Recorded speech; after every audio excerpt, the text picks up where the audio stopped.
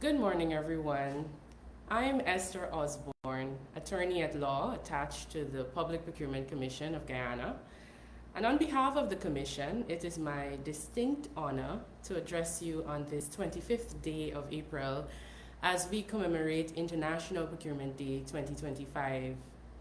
Today is not merely ceremonial, but it is a critical reminder that procurement is the backbone of governance.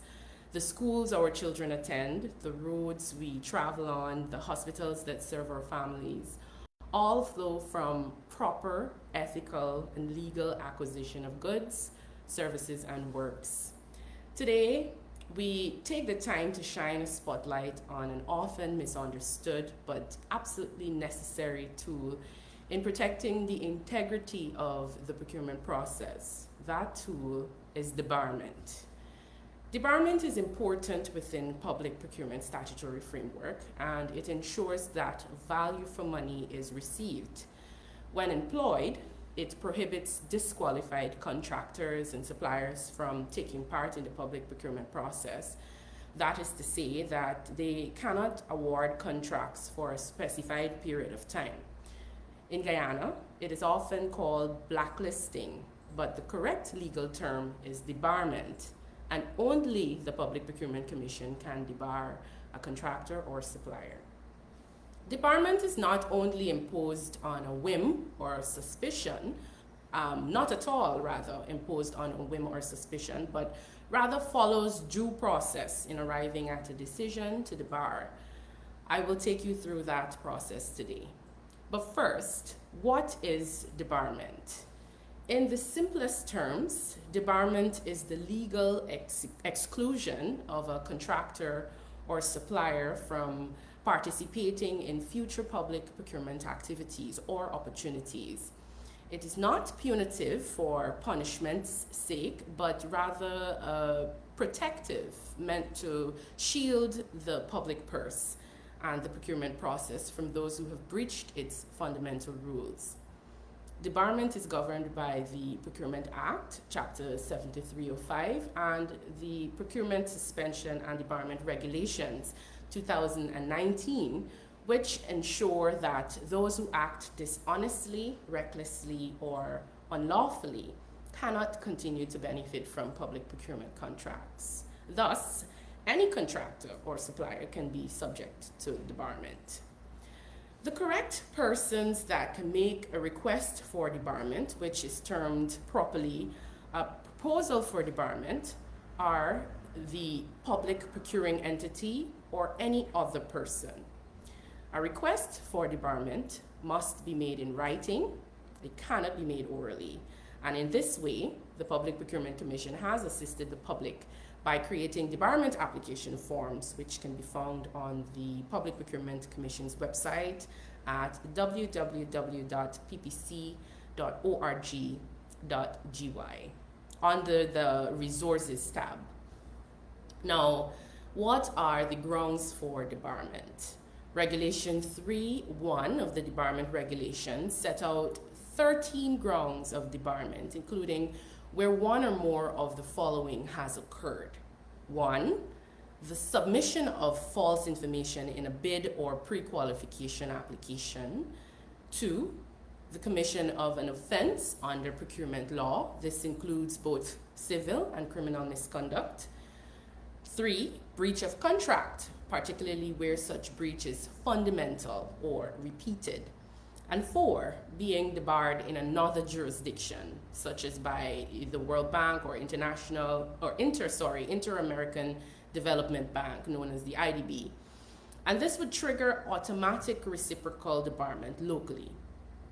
Additionally, conduct such as collusion, coercion, or bribery are considered serious violations, reflecting not only illegality, but also the breakdown of ethical standards. These are not mere technical breaches. They strike at the very heart of what procurement stands for, which is transparency, fairness, and accountability.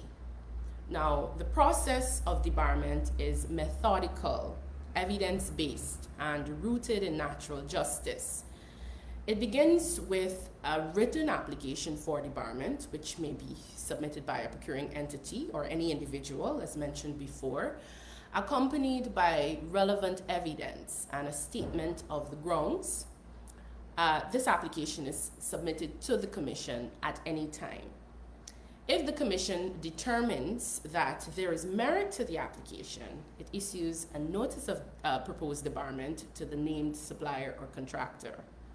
Upon receipt of that notice, the affected party has 30 days to respond in writing and may request a hearing. That hearing, if requested, must take place within 10 days of the request, with proper notice given to all parties.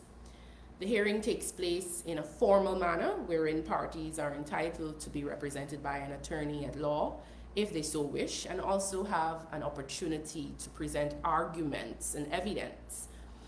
The hearing is recorded, and parties or witnesses testify under oath, subject to cross-examination. The Commission would then make a final determination within 60 days of issuing that initial notice. The decision is reasoned, it is written, and it is binding. Once debarred, the contractor or supplier's name is published on the Public Procurement Commission's official website and in a newspaper of widespread daily circulation.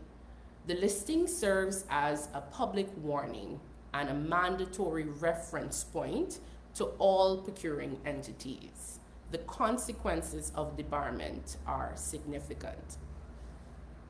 A debarred supplier or contractor, one, cannot bid for any new public procurement opportunity, cannot be engaged indirectly, whether through joint ventures, partnerships, or subcontracts, must not solicit or be entertained by any procuring entity. It is important to note, however, that debarment does not void any existing contracts. Any agreement lawfully entered into prior to the debarment remains valid unless otherwise lawfully terminated. Further, the duration of debarment may vary from a minimum of 1 year to a maximum of 10 years, depending on the severity of the misconduct. For those who believe that they were wrongly debarred, there is recourse. These persons may submit an application for review to the Public Procurement Tribunal, or in such absence, to the High Court in Guyana. Let us now consider the inextricable link between ethics and debarment. At its core, debarment is a response to the absence of ethics when contractors misrepresent facts, offer inducement, or fail to honor contractual obligations. They do not merely break the law, they violate the trust of the people. Ethical procurement is built on 4 pillars, being honesty, impartiality, diligence, and accountability. Where those pillars are compromised, the Commission is empowered to act when its process is moved. Debarment, therefore, is not merely a regulatory tool. It is an ethical safeguard. It sends a clear signal that corruption, fraud, or misrepresentation will not be tolerated. And that is why the Commission continues to promote comprehensive training for procurement officers, clear compliance procedures across ministries and agencies, strict oversight and enforcement mechanisms, and public education and awareness, such as today's program. It is our collective responsibility, public officers, contractors, and citizens alike, to uphold the highest standards of conduct. Only then can we ensure that public funds are there or used to serve public good. In conclusion, as we mark International Procurement Day 2025, let us reaffirm our commitment to a system that is transparent, competitive, and just. Debarment may seem harsh, but it is necessary. It is a defense mechanism for the state, for honest bidders, and for citizens of our country. On behalf of the Public Procurement Commission, I thank you for your time and your attention this morning. Please visit our website at www.ppc.org.gy to learn more about our work, or you can contact us anytime should you have any further questions. I am Esther Osborne. Thank you and happy International Procurement Day.